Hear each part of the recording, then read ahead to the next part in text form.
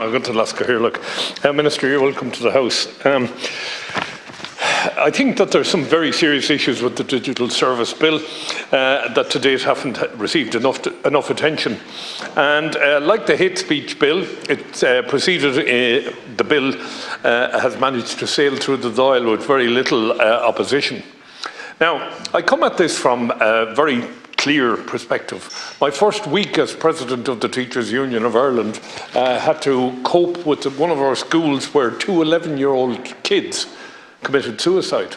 And they committed suicide because of online bullying. And what goes on online and through the digital media is frightening from time to time. And as anybody in this House will tell you, when you make a complaint to the likes of X about something that was said or something that was made up about you, and some of the horrendous things that are said, they'll come back and tell you it's not in breach of their rules. I'd love to know precisely what the rules are. Anyway, the EU Digital Services Act will control, we hope, illegal content, but it doesn't just mean controlling CSAM or the import and export of contraband goods, but it also includes stopping hate speech as defined by EU law. If the hate speech bill, which is very broad, the Irish one, which is very broad and open to interpretation, were to be passed in conjunction with the Digital Services Act, the consequences could be very serious indeed. The bill allows additional national competent agencies to be designated with the power to conduct specific tasks, and this would include NGOs. At the moment, we are facing into a referendum where many state-funded NGOs are putting out misinformation and disinformation, saying that the existence of the articles have placed, the current articles in the Constitution, have placed limits on women's rights to work outside the home. We had 2 women presidents in this country, several women CEOs, and thousands of women who are working. So there is no limit ever on women working in this country.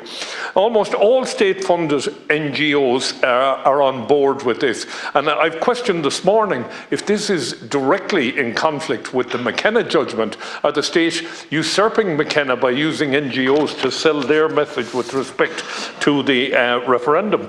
The Electoral Commission has publicly stated that they don't have the means to regulate all misinformation and disinformation. Where does that leave us with the referendum?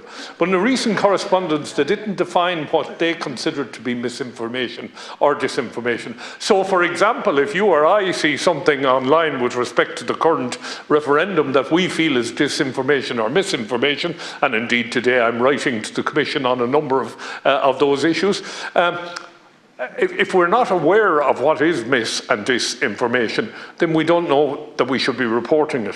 Definitions must be clear to empower agencies, lest we want to avoid Kafkaesque scenarios. Empowering agencies to deal with the problem they can't clearly define is not really a good idea. The establishment of the new Media Commission is a positive development, but anyone who has placed close attention to the issues must recognise the incredible and unenviable task this new Commission will have. The bill grants external organisations with the ability to engage in regulatory powers based, that's somebody ringing me in the middle of a speech, sorry about that, based often on vague definitions that require.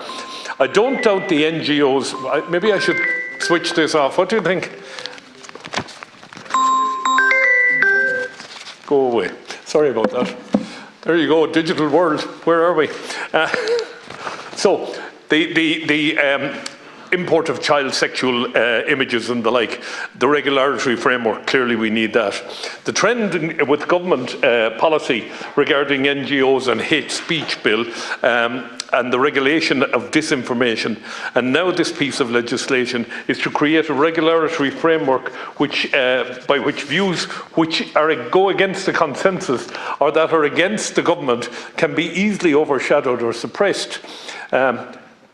We may find ourselves in a situation, Minister, where we won't be able to speak out, and that would be terrible, as I'm sure you would agree. I know your own views, that you're a fairly decent guy.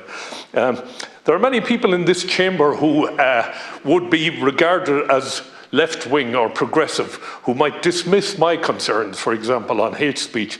They might think that defending free speech is a cause for the privileged or for the extreme right-wing, which is often used by members of this House. But we have to be able to speak out on things. We have to be able to, if you want, highlight issues that are of concern. And there is a creeping movement to try and suppress the public comment on government. You'd like me to finish, I think. I would, please. Well, I'll just try and wrap up at this stage. Look, I mean, what we've got to try and do is we've got to find a balance. I got to say to you, Minister, we've been having legislation rammed through this House with no regard for the important role that this reforming House plays. I know you've got to have this bill passed by the 17th of February. I'm asking you to make sure that you give us plenty of time and listen carefully to the amendments that are brought in. Thank you very much, Lascar Hirlock, for